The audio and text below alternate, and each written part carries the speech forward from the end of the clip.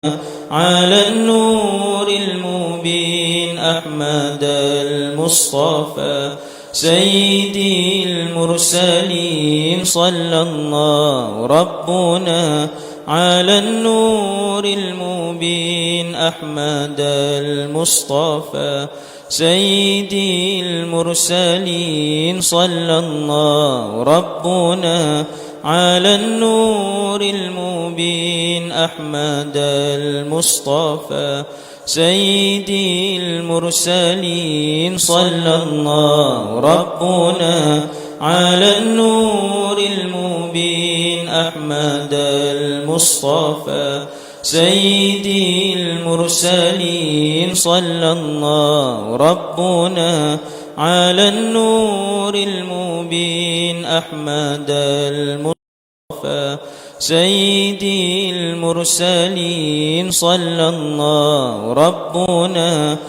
على النور المبين أحمد المصطفى سيدي المرسلين صلى الله ربنا على النور المبين أحمد المصطفى سيدي المرسلين صلى الله ربنا على النور المبين أحمد المصطفى سيدي المرسلين صلى الله ربنا على النور المبين أحمد المصطفى سيدي المرسلين صلى الله ربنا على النور المبين أحمد المصطفى سيدي المرسلين صلى الله ربنا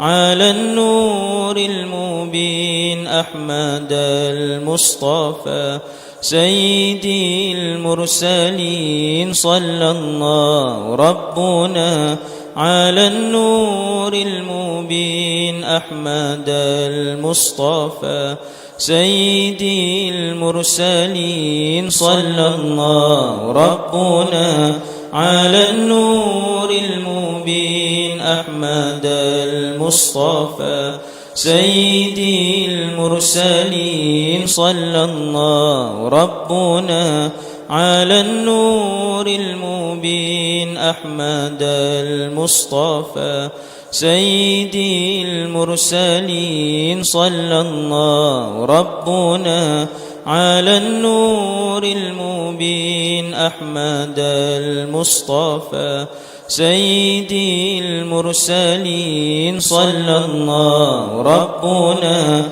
على النور المبين أحمد المصطفى. استغفر الله العظيم استغفر الله العظيم استغفر الله العظيم الذي لا إله إلا هو الحي القيوم وأتوب إليه. لا إله إلا الله وحده لا شريك له له الملك وله الحمد يحيي ويميت وهو على كل شيء قدير ولا حول ولا قوة إلا بالله العلي العظيم. Assalamualaikum warahmatullahi ta'ala wabarakatuh. Kita mulakan majlis kita pada malam ini dengan Ummul Furqan Al-Fatihah. A'udzubillahi minasyaitanir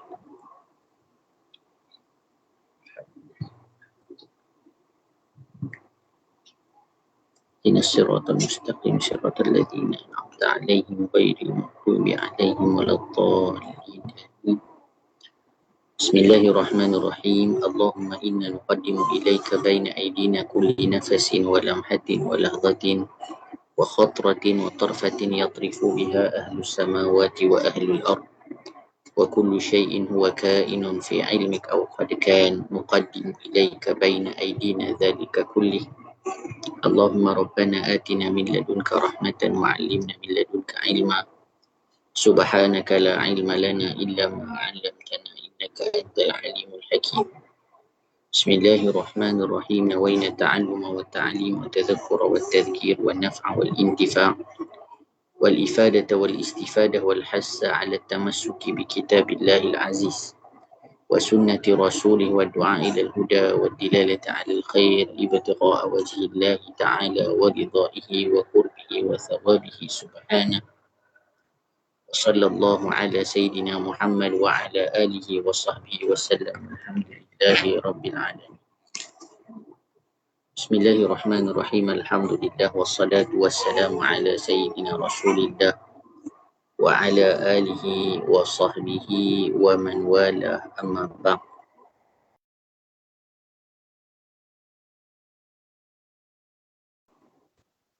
Alhamdulillah, pertama dan selamanya kita rafakkan setinggi-tinggi kesyukuran kehadrat Allah Subhanahu wa Ta'ala kerana dengan limpah kurnia serta izin dan inayah daripada Allah Subhanahu wa Ta'ala, pada malam ini Allah Subhanahu wa Ta'ala temukan kita dalam salah satu majlis yang disebut oleh baginda Nabi sallallahu alaihi wasallam bahagian daripada taman syurganya.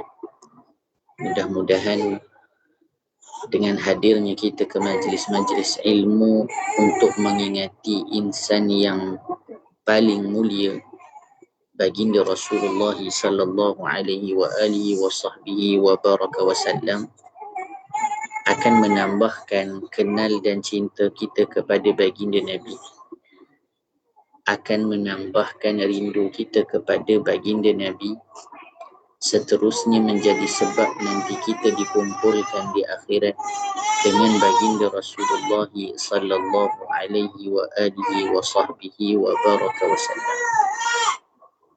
Sidang hadirin yang dirahmati Allah Subhanahu wa Ta'ala, insya-Allah pada malam ini kita akan mulakan pengajian kita di dalam kitab Al-Anwarul Bahiyah an Isra'i wa Mi'raji Khairil Bariyah, karangan Al-Muhaddis Dr. Sayyid Muhammad bin Alawi bin Abbas Al-Maliki Al-Hasani rahimahullahu ta'ala, yang membicarakan tentang peristiwa yang agung berkaitan dengan kisah Isra' dan Mi'rajnya baginda Nabi sallallahu alaihi wa alihi wa sahbihi wa baraka wasallam. Terjemahan yang kita gunakan adalah keluaran daripada ARG Group yang telah diterjemahkan oleh Syarifuddin Al-Makki Al-Maliki dan disunting oleh Fadil Dr. Ahmad Arif bin Zulkifli hafizahullah ta'ala wa matta'ahuma bisihatin wa afiyah. Baik, kerana masa yang tidak panjang untuk kita memperbahaskan atau kita memulakan mukaddimah yang panjang, kita terus kepada perbahasan kitab. Mudah-mudahan kita mendapat gambaran hikmah pengajaran pelajaran berkaitan dengan peristiwa yang agung yang telah berlaku ke atas sebaik-baik insan. Bahkan peristiwa ini tidak pernah berlaku kepada nabi-nabi yang lain, hanya berlaku kepada kekasih kita baginda Rasulullah sallallahu alaihi wasallam. Sebelum itu kita hadiahkan Al-Fatihah kepada junjungan besar baginda Rasulullah sallallahu alaihi wasallam, para sahabatnya yang mulia, ahli keluarganya yang tercinta, kepada penulis kitab Sayyid Muhammad Alawi Al-Maliki rahimahullahu ta'ala, guru-guru kita, kedua ibu bapa kita, seluruh kaum muslimin muslimat. Al-Fatihah.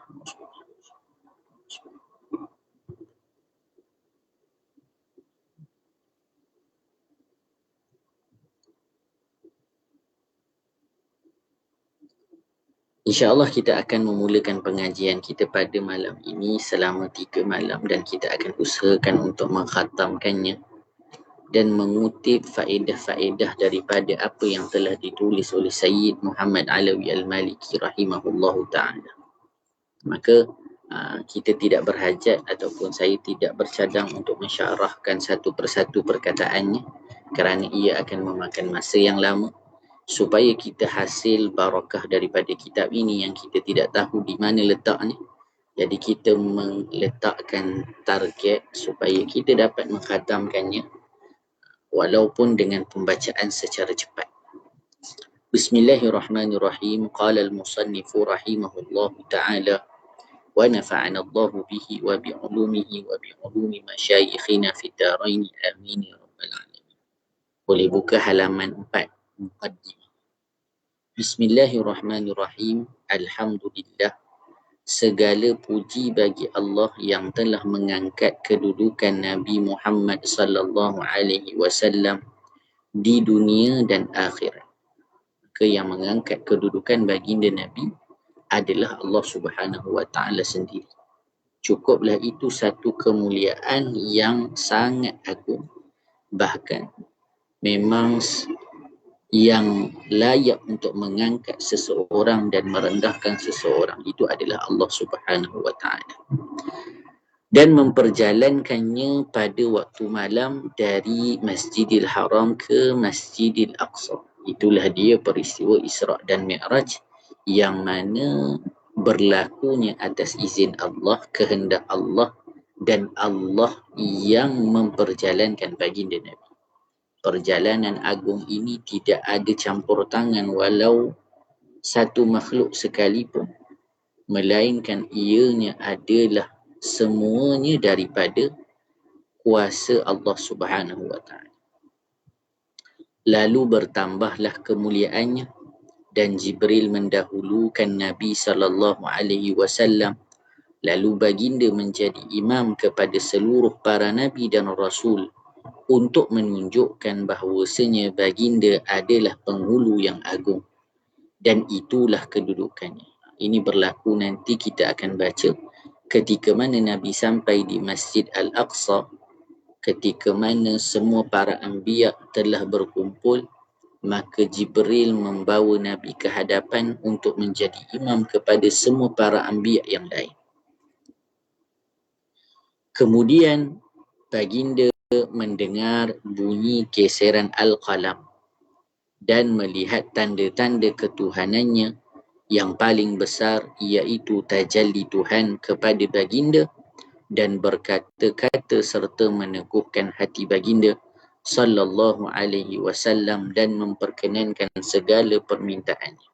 Ini adalah perkara yang nanti akan kita bicarakan dalam perjalanan Mi'rajnya baginda Nabi sallallahu alaihi wasallam. Maha suci Tuhan yang mensucikan dirinya sendiri di dalam perkhabaran Al-Isra' sebagaimana firman-Nya subhanalladzi asra, yakni maha suci Allah yang telah menjalankan. Maka kitab Al-Anwarul Bahiyah merupakan salah satu daripada kitab karangan Sayyid Muhammad Alawi Al-Maliki yang membicarakan tentang peristiwa Isra' dan Mi'raj. Kalau kita ingin membaca dan membahaskan dengan lebih detail, perbahasannya itu ditulis oleh Abuya Sayyid Muhammad Alawi Al-Maliki di dalam sebuah lagi kitabnya berkaitan Isra' dan Mi'raj yang bernama Wa Huwa Bil Ufuqil A'la. Maka setiap lafaz daripada surah Al-Isra' ini dibahaskan oleh Al-Fadil Sayyid Muhammad Alawi Al-Maliki rahimahullahu ta'ala di dalam kitab beliau. Maka bagi yang nak syarahannya dengan lebih panjang, boleh dapatkan kitab tersebut. Kita akan melihat banyak perkara-perkara yang ajaib dibahaskan di situ. Akan menambah kenal kita kepada Nabi dan akan kita faham betapa agungnya Rasulullah sallallahu alaihi wasallam. Dan aku bersaksi bahawasanya tiada Tuhan melainkan Allah, Tuhan yang satu, tiada baginya sekutu. Penyaksian yang membawa kepada kita madat-madatnya, dan aku bersaksi bahawasanya Sayyidina Muhammad itu hambanya dan utusannya yang dibangkitkan menjadi rahmat dan pusaka bagi sekalian alam. Selawat dan salam ke atas baginda, keluarganya, sahabat-sahabatnya dan para tabi'in khususnya, pewaris baginda yang dipuji Allah. Telah menjadi adat untuk kita berkumpul bagi memperingati hari-hari bersejarah seperti Maulid Nabi, peristiwa Isra' dan Mi'raj, malam nisfu Sya'ban, peristiwa hijrah Nabi dan nuzul Quran, serta perang Badar. Dan kita semua menganggap ianya perkara biasa yang tidak ada kaitan dengan hukum syarak. Ianya juga tidak dianggap perkara yang disyariatkan atau perkara sunnah, sebagaimana ia tidak melanggar mana-mana usul di dalam agama, kerana yang bahaya itu ialah meyakini ia adalah disyariatkan sedangkan ia tidak disyariatkan. Maka berkumpul dekat sini nak bagi tahu kepada kita perbuatan ni bukan perbuatan yang salah. Maka orang yang nak buat perkumpulan untuk mengingati baginda Nabi dengan niat yang baik, maka tidak ada masalah. Orang yang tak nak berkumpul, maka silakan dengan pandangan mereka. Tetapi orang yang berkumpul untuk memperingati hari-hari yang besar ini, maka ia bukan satu kesalahan. Bahkan kalau niatnya itu untuk mengingati kekasih yang agung baginda Rasulullah sallallahu alaihi wasallam, maka ia akan diberi pahala kerana ingatannya kepada Rasulullah sallallahu alaihi wasallam. Dan bagiku perkara-perkara seperti ini, ni Maulid, kemudian Isra' dan Mi'raj punya sambutan, awal Muharram ataupun hijrahnya Nabi, nuzulul Quran, semua perkara-perkara ini, kata penulis, ialah perkara yang biasa di dalam masyarakat. Tidak dikatakan tentangnya bahawa ianya dianjurkan di dalam syarak atau dibenci. Bahkan kita menceritakan tentang peristiwa Isra' dan Mi'raj ini pada bulan Rajab kerana munasabah kesesuaiannya berlakunya peristiwa pada bulan ini. Adapun kalau orang nak cerita tentang peristiwa Isra' dan Mi'raj pada bulan-bulan yang lain, tak ada masalah. Bahkan berbicara tentang Nabi SAW perlu sentiasa hidup dalam lingkungan keluarga kita, supaya kesemua ahli keluarga menjadikan insan yang paling dicintai itu adalah Rasulullah sallallahu alaihi wa alihi wa sahbihi wa baraka wasallam. Dan aku yakin ketentuan ini telah pun dipersetujui. Semua orang setuju. Tetapi ada mereka yang mendakwa bahawa majlis-majlis yang manusia berkumpul padanya untuk menghidupkannya itu perlu ditentukan waktunya yang khusus. Lalu mereka mengatakan sesungguhnya manusia perlu berkumpul pada malam 27 Rejab untuk menghidupkan malam Isra' dan Mi'raj, dan berkumpul pada 22 wallahualam, mudah-mudahan yang benarnya 12 Rabiul Awal, untuk menghidupkan Maulid Nabi. Sedangkan ulama berselisih pendapat pada menentukan waktu sebenar bagi dua peristiwa ini. Ya, berlaku perbezaan pandangan tentang bila berlaku peristiwa Isra' dan Mi'raj. Ada yang menyebutkan selain daripada 27 Rejab, tetapi pandangan antara yang dipegang oleh Al-Imam Nawawi berlakunya pada 27 Rejab. Dan bagiku ketidakpastian waktu itu tidak memberi kesan kerana kita tidak meyakini pensyariatan untuk berkumpul pada waktu yang khusus. Bahkan ia adalah perkara biasa bagi orang-orang sebelum kita. Yang penting ialah kita mengambil peluang untuk berkumpul dan memberikan nasihat serta pedoman. Maka pada malam yang mereka semua saling berkumpul dan begitu ramai itu, tanpa mengira sama ada tarikh tersebut betul atau tidak, sesungguh berkumpulnya mereka untuk mengingati Allah dan Rasul itu sudah mencukupi untuk mendapatkan rahmat dan kelebihan dari Allah. Maka ini kaedah yang umum. Kalau kita berkumpul, maka datangkan niat-niat yang baik, maka ia akan memberi faedah pada orang yang berkumpul. Hadirnya kita untuk menyambung silaturahim, hadirnya kita untuk mendengar tentang baginda Nabi, hadirnya kita untuk berkumpul dengan orang soleh, hadirnya kita untuk memperbanyakkan zikir secara berjemaah, hadirnya kita untuk memperbanyakkan doa dan mendapatkan orang soleh, maka perbuatan tersebut telah menjadikan perkumpulan tersebut perkumpulan yang dirahmati, tanpa kita mengiktikadkan bahawasanya sebagaimana disebut oleh Sayyid Muhammad Alawi Al-Maliki, ianya satu perkara yang dimestikan. Maka ia bukan sedemikian. Tapi datangkan niat-niat yang baik, maka perkumpulan itu akan jadi perkumpulan yang baik, bahkan dirahmati oleh Allah. Dan tidak syak lagi sesungguhnya selagi berkumpulnya orang ramai itu kerana Allah dan di dalam syariat Allah, maka sesungguhnya ia akan diterima oleh Allah Ta'ala. Walaupun mereka keliru di dalam ketetapan waktunya, kerana hal ini tidak termasuk dalam ibadah yang ditentukan waktunya atau ditentukan caranya, tetapi seperti yang kami katakan, ianya adalah tradisi atau adat yang terpuji dan amal yang disyukuri dan baik insya-Allah. Memanfaatkan kesempatan berkumpul dengan berdoa kepada Allah Ta'ala dan mengharapkan hembusan-hembusan rahmat dan kebaikan dan keberkatan-keberkatan menurut saya adalah faedah terbesar daripada majlis peringatan tersebut.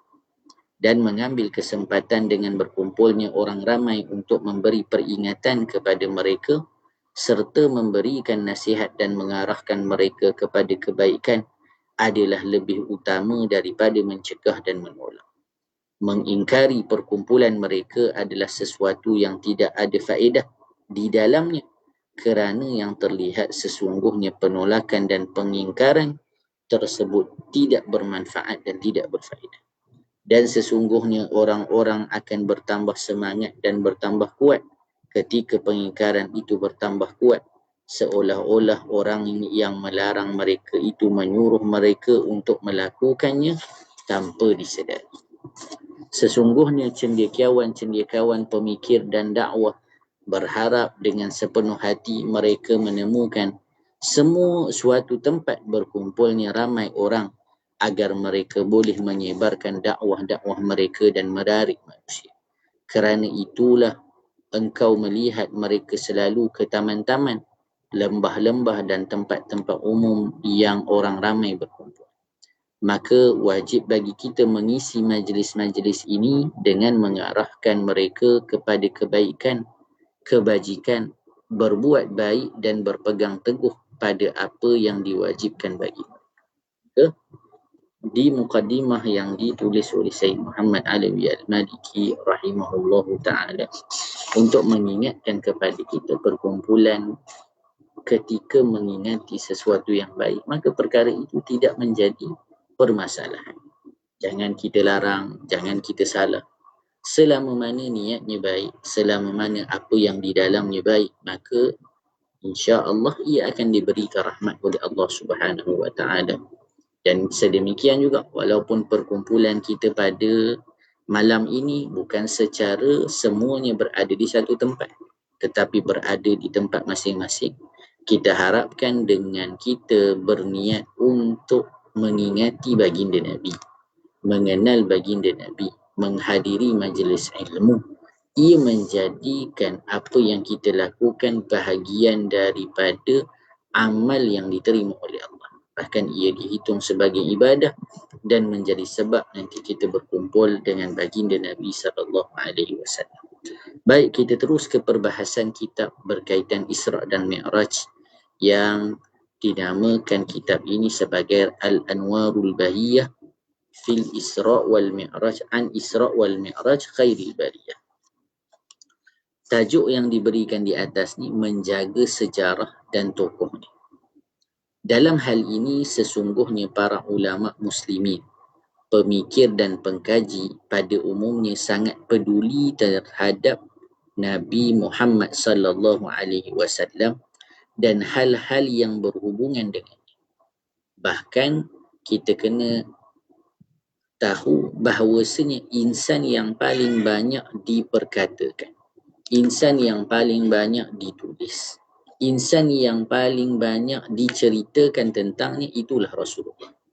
Daripada dahulu sehingga sekarang tulisan tentang Nabi tidak pernah terhenti. Daripada dahulu sehingga sekarang orang menceritakan tentang Nabi tidak pernah terhenti. Bahkan beruntungnya orang-orang yang menceritakan tentang Nabi ketika mana mereka mengingati baginda Nabi menyebut tentang Nabi, maka mereka akan diturunkan rahmat oleh Allah Subhanahu wa taala. Mudah-mudahan kita hari ini sedang mengingati Rasulullah sallallahu alaihi wasallam, juga diturunkan rahmat oleh Allah Subhanahu wa taala. Mereka menulis, membahas dan meneliti dengan semangat yang tinggi serta melakukannya dengan penuh kesungguhan dan pemerhatian. Walaupun apa yang mereka lakukan ini tidak memenuhi hak bagi insan yang mulia lagi agung ini dan tidak memberikan, yakni dalam maqam ini, hak yang sesuai baginya yang Allah turunkan kepadanya dalam kedudukan yang agung yang hanya khusus untuknya sahaja, tetapi pada hakikatnya baginda adalah insan yang paling agung seperti yang disaksikan oleh sejarah dari setiap sudut penjagaan dan pemerhatian. Tidak ada satu susuk tubuh insan pun di dunia ini yang melebihi daripada Nabi Muhammad bin Abdullah sallallahu alaihi wa alihi wa sahbihi wa baraka wasallam. Nabi sallallahu alaihi wasallam insan terbaik dalam semua segi. Nabi sallallahu alaihi wasallam tidak pernah hina ataupun diperkatakan tentang keturunannya, kerana keturunannya keturunan yang baik. Sifat fizikalnya juga tidak pernah diperkatakan kerana ia sebaik-baik ciptaan. Akhlaknya yang paling utama, dan kesemua ini memenuhi sebab untuk seseorang itu dicintai. Keturunannya baik, namanya baik, sifat fizikalnya baik, kesemuanya yang terbaik ada pada baginda Nabi sallallahu alaihi wasallam. Al-Quranul Karim dan As-Sunnah Nabawiyah telah berbicara tentang kejadian Isra' dan Mi'raj sebagai sebahagian daripada sejarah Nabawiyah. Dan setiap karangan ulama' Islam membahaskan Isra' dan Mi'raj tersebut dalam mengkhususkan Rasulullah dengan pengkhususan Isra' dan Mi'raj dan kejadian-kejadian yang luar biasa yang baginda saksikan ketika peristiwa Isra' dan Mi'raj yang tidak diberikan oleh Allah kepada sesiapa pun daripada para Nabi dan Rasul. Ini satu kemuliaan yang perlu kita fahami Allah berikan kepada Nabi dan tidak diberikan kepada para Nabi yang lain. Peristiwa Isra' dan Mi'raj peristiwa yang sangat agung yang mana hanya diberikan kepada Rasulullah sallallahu alaihi wasallam. Allah Subhanahu wa taala berfirman, Subhanallazi asra bi'abdihi laylan minal masjidil harami ilal masjidil aqsa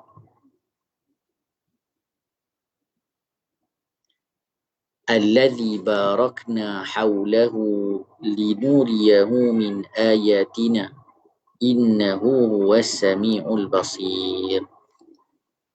Maha suci Allah yang telah menjalankan hamba-Nya, yakni baginda Nabi sallallahu alaihi wasallam, pada malam hari dari Masjidil Haram, yakni di Mekah, ke Masjidil Aqsa di Palestin ataupun dulu bumi Syam namanya.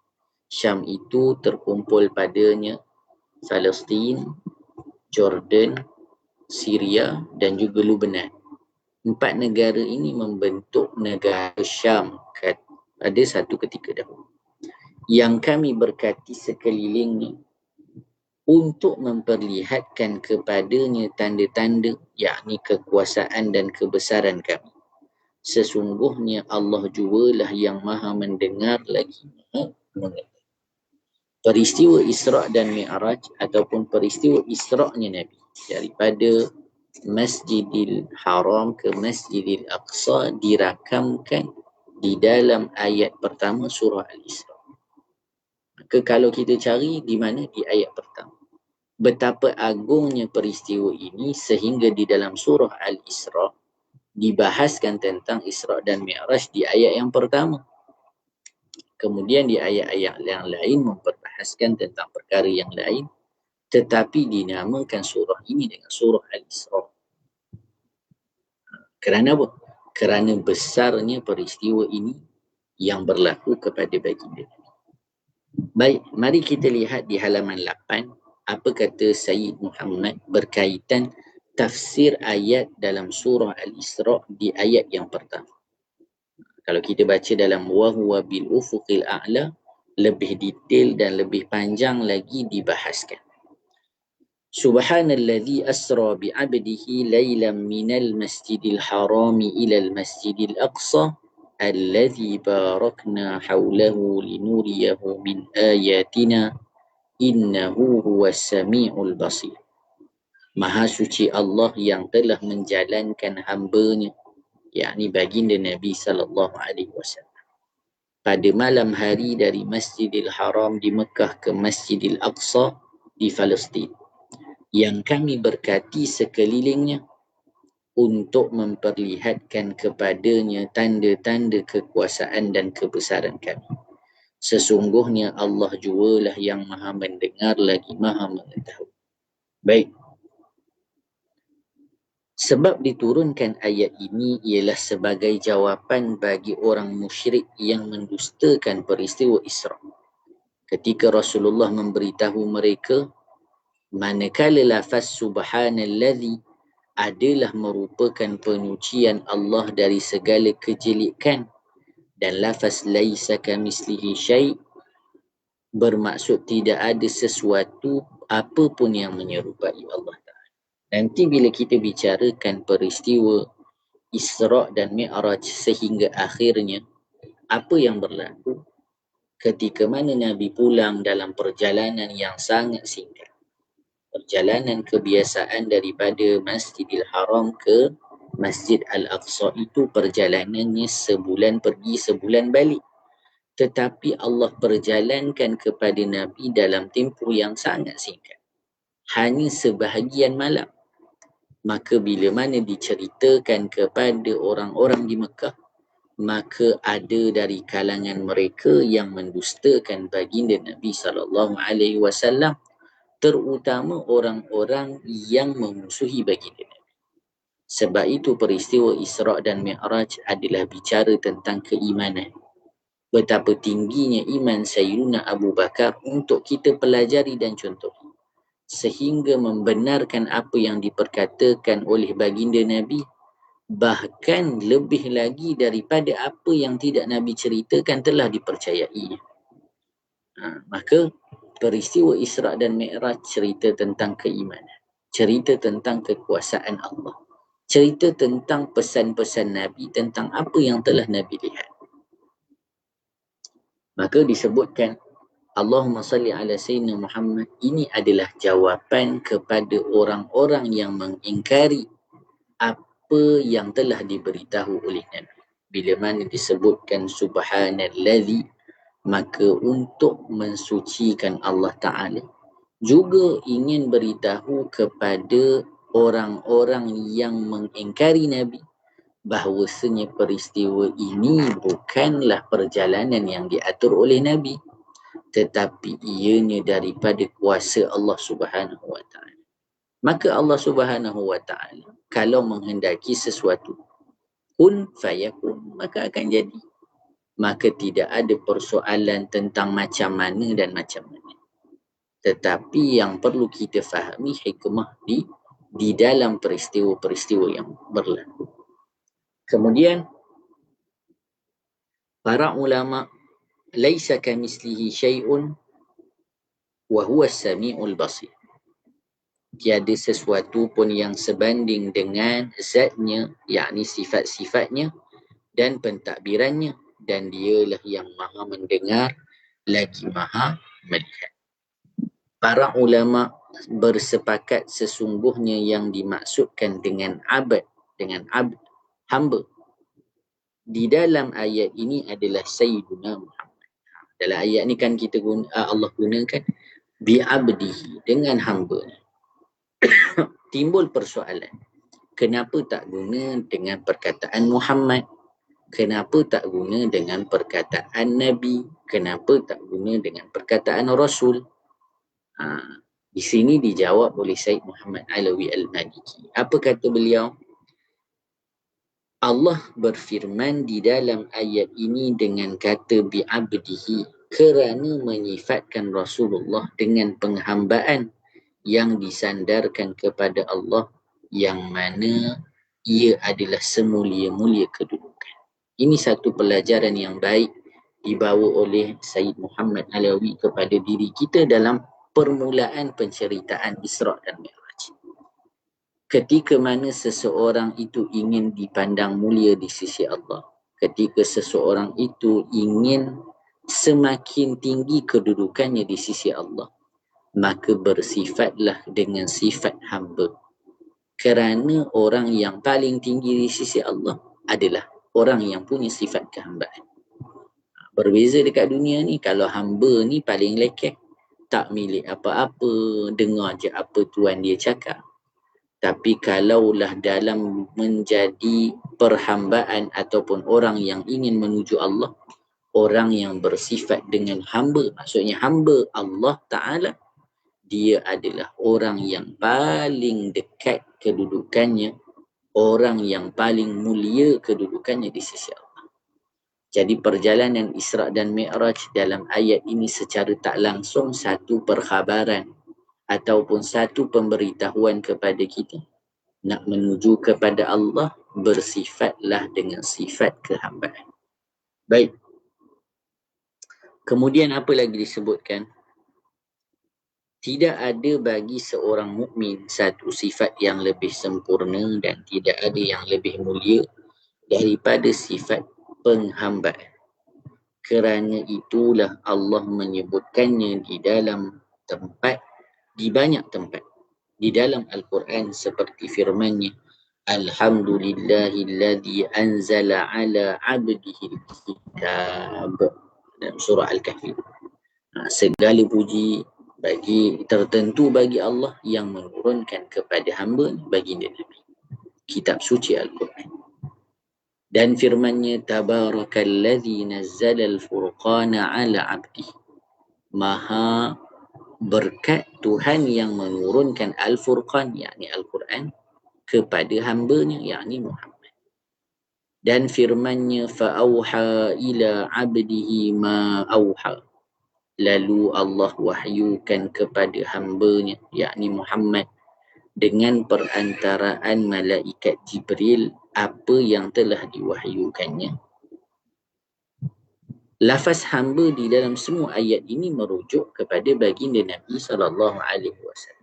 Maka sama-sama kita tanamkan kepada diri kita, daripada apa yang kita pelajari daripada peristiwa ini, latih dan usahakan pada diri kita bersifat dengan sifat seorang hamba, melakukan apa yang diperintahkan oleh Tuannya, iaitu Allah, meninggalkan segala larangannya. Mudah-mudahan dia menjadi dan kita menjadi orang-orang yang dicintai dan diredai oleh Allah Subhanahu wa Ta'ala. Baik, sekarang kita masuk ke halaman 10, awal maklumat. Diberikan kepada kita maklumat-maklumat awal berkaitan peristiwa Isra' dan juga Mi'raj. Maka penulisan kitab Isra' dan Mi'raj ini berbeza gaya bahasanya mengikut pada penulisan. Ada yang cerita, contohnya fil Isra' wal Mi'raj, karangan Syekh Daud Fatani. Ada kisah yang berkisarkan fakta dan dalil, sebagai contoh wa huwa bil ufuqil a'la. Ada cerita yang syarat dengan faedah-faedah luar, contohnya Qissatul Mi'raj karangan Syekh Najmuddin Al-Ghaiti. Dan banyak lagi buku-buku berkaitan Isra' dan Mi'raj ditulis. Kenapa banyak sangat orang nak tulis? Kerana semua orang ingin berkhidmat kepada baginda Nabi SAW. Jadi kita hari ini tak menulis buku, sekurang-kurangnya baca buku sebagai tanda khidmat dan tanda kita berusaha untuk mengenalkan diri kita ataupun mengenalkan Nabi kepada diri kita, juga kepada orang lain. Maka perkara ini perlu diambil berat oleh semua orang. Baik, kita lihat apa disebutkan oleh penulis di dalam perbahasan berikutnya. Para ulama sudah bersepakat sesungguhnya peristiwa Isra' dan Mi'raj terjadi setelah kenabian. Itu poin pertama. Isra' dan Mi'raj Nabi berlaku setelah Nabi menjadi Nabi lah. Dan mereka berbeza pendapat di dalam penetapan waktu. Sepakat semua lepas Nabi diangkat menjadi Rasul. Tetapi berbeza pandangan bila berlaku peristiwa ni. Sebahagian mereka mengatakan terjadinya setahun sebelum hijrah. Pandangan antaranya tahun ke-12. Tahun ke-12 kenabian. Sebahagian lagi mengatakan 5 tahun sebelum hijrah. Maknanya tahun ke-7 kenabian. Tahun ke-8 kenabian. Sebahagian mengatakan terjadinya di bulan Rejab menurut pendapat yang masyhur. Ini pendapat yang masyhur terutama di tempat kita. Sebahagian mengatakan di dalam bulan Ramadan. Sebahagian lagi mengatakan di bulan Rabiul Awal. Isra' dan Mi'raj terjadi pada malam Isnin. Isra' dan Mi'raj terjadi pada malam Isnin. Maka hari Isnin merupakan hari yang banyak kemuliaan berlaku kepada baginda Nabi. Ataupun banyak peristiwa-peristiwa besar berlaku kepada baginda Nabi SAW. Antaranya apa? Hari Isnin adalah hari kelahiran baginda Nabi. Hari diutusnya Nabi SAW. Hari hijrahnya Nabi SAW dan hari wafatnya Nabi. Banyak peristiwa-peristiwa agung berlaku dan peristiwa-peristiwa besar berlaku kepada Nabi pada hari Isnin. Hari Isnin adalah hari terjadinya tahap-tahap peristiwa kenabian, iaitu hari kelahiran, hari kenabian, hari Isra' dan Mi'raj, hijrah dan wafatnya Rasulullah SAW. Sementara hari-hari ataupun hari-hari besar berlaku kepada Nabi Adam pada hari Jumaat. Mereka juga bersepakat sesungguhnya Isra' dan Mi'raj itu berlaku dengan ruh dan jasad. Jadi, ketika mana kita memahami maklumat-maklumat awal dalam peristiwa ini supaya kita dapat gambaran awal tentang apa yang nanti bakal diceritakan. Jadi, tarikhnya itu berbeza pandangan. Tetapi yang masyhur 27 Rejab pada malam Isnin. Itu yang perlu kita ketahui. Mungkin kita tak mengetahui secara detail perbezaan pandangan.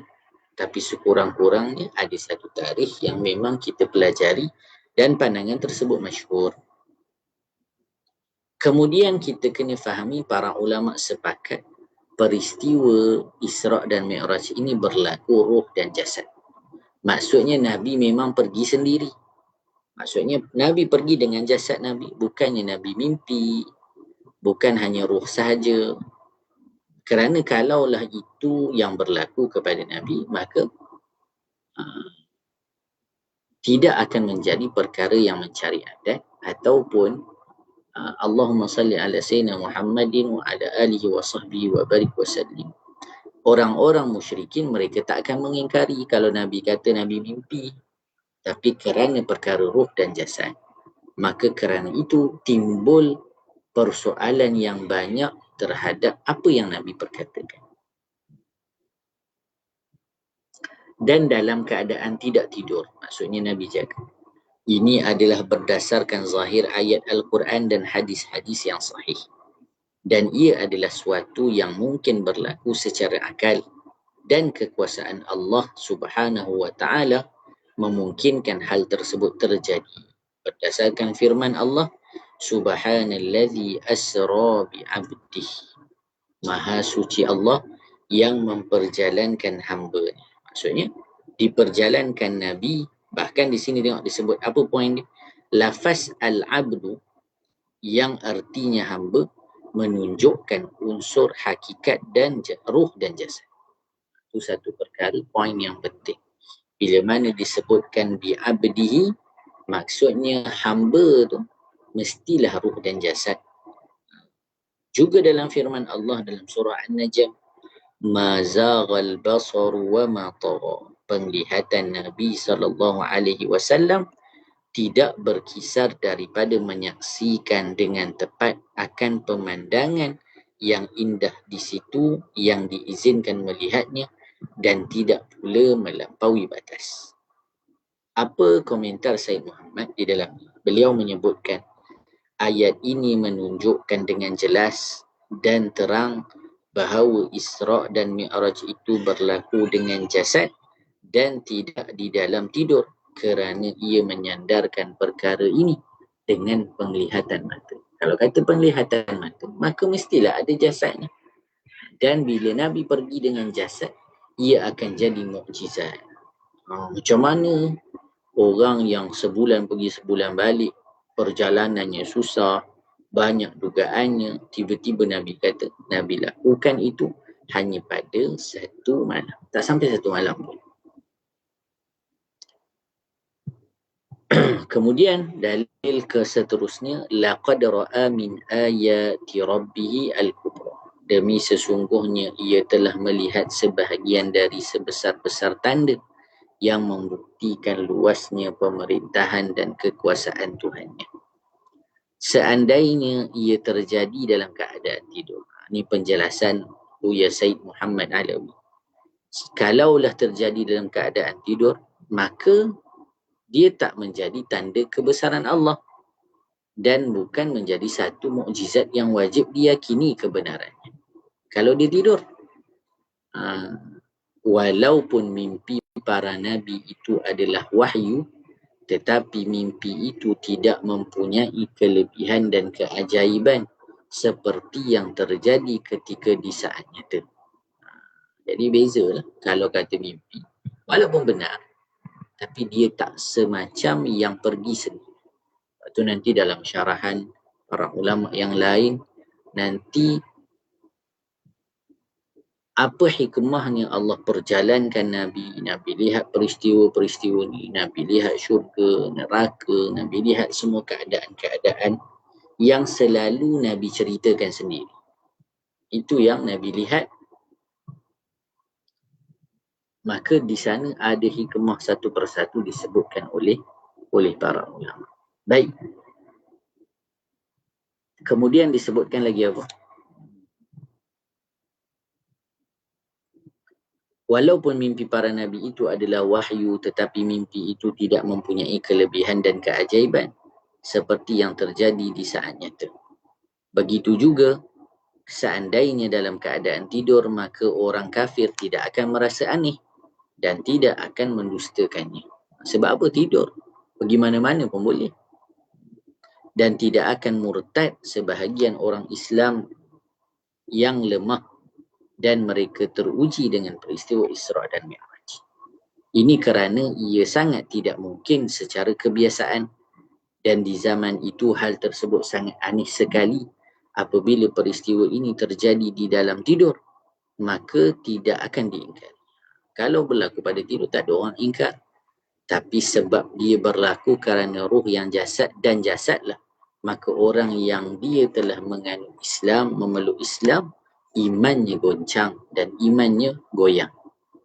Sebab apa boleh goyang? Sebab berlaku ruh dan jasad. Justeru sesungguhnya pendustaan orang kafir dan mereka menganggap sangat tidak mungkin terjadi peristiwa tersebut.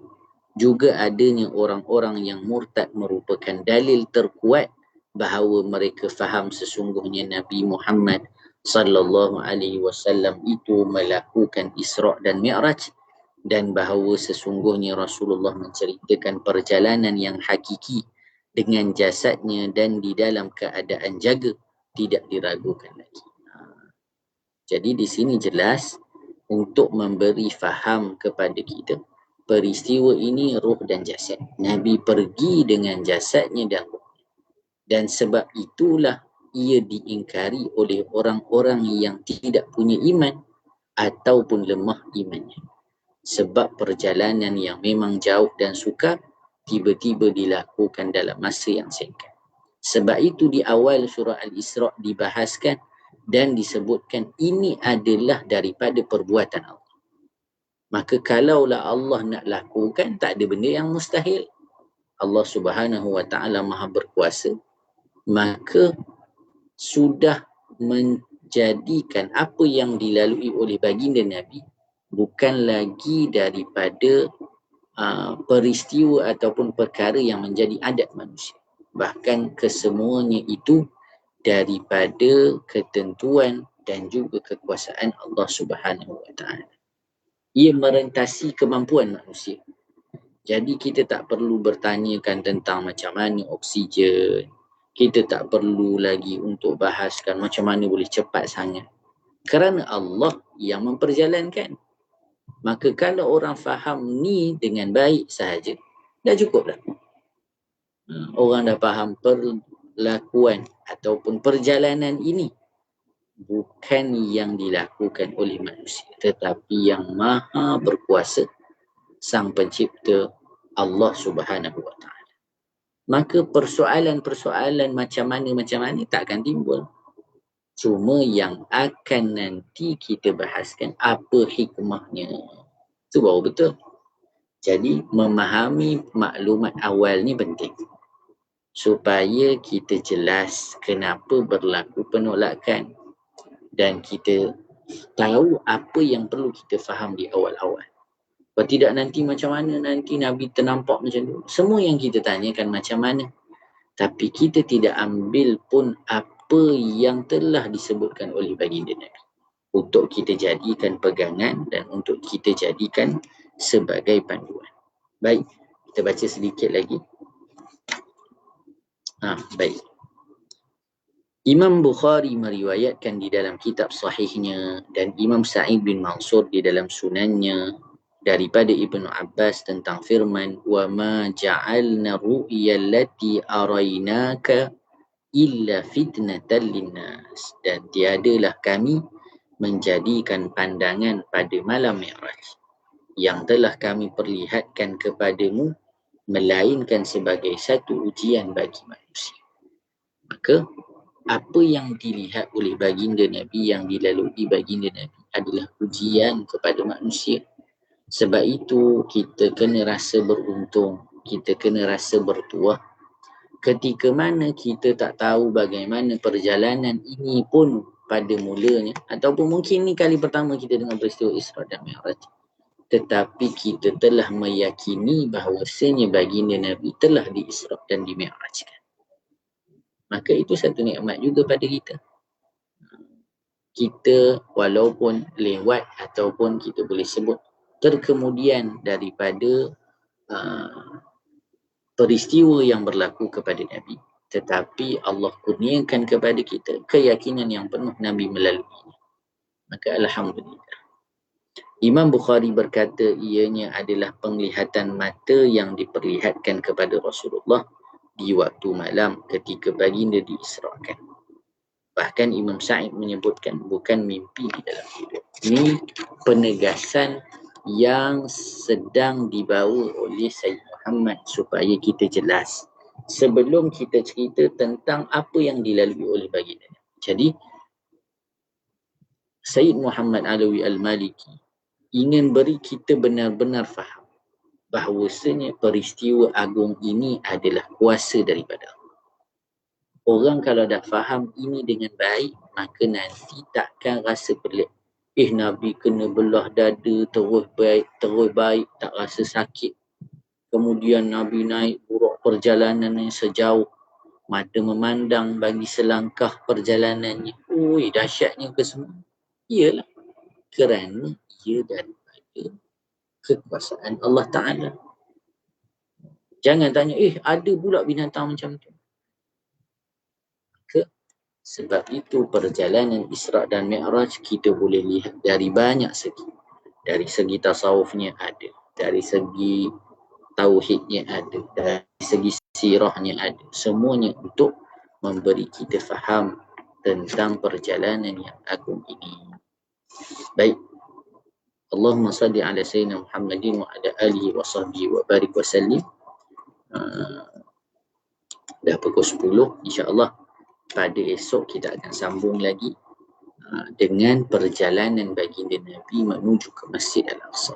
Jadi di sini nanti akan kita bahaskan serba sedikit secara ringkas, tetapi insya-Allah menyeluruh kepada semua bab bagaimana Nabi memulakan perjalanannya menuju ke Masjid Al-Aqsa dan apa perkara-perkara yang boleh kita ambil pelajaran daripadanya. Wallahu subhanahu wa ta'ala. InsyaAllah kita akan sambung pengajian kita pada esok hari. Kita tangguhkan dulu dengan kafaratul majlis dan surah Al-Asr. Subhanallah wa bihamdi, subhanakallahumma wa bihamdika, asyhadu an la ilaha illa anta, astaghfiruka wa atubu ilaik.